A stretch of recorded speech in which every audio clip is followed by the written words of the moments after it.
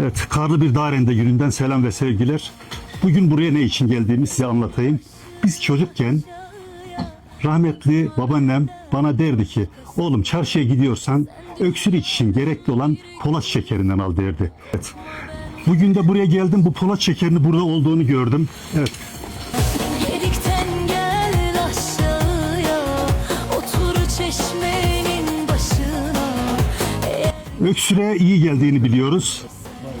Şifalar diliyoruz efendim yiyenlere.